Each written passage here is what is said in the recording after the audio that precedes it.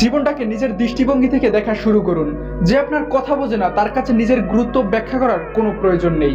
যার কাছে আপনি গুরুত্বপূর্ণ সে হাজারো সমস্যার মাঝে আপনাকে ভুলবে না, আর যার কাছে আপনার গুরুত্ব নেই সে সুযোগ থাকা সত্ত্বেও আপনাকে বাস্তবতা দেখাবে।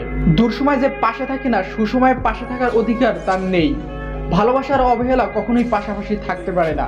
শত অবহেলার পরও যে আপনার পাশে থাকে সেই আপনাকে প্রকৃত ভালোবাসে।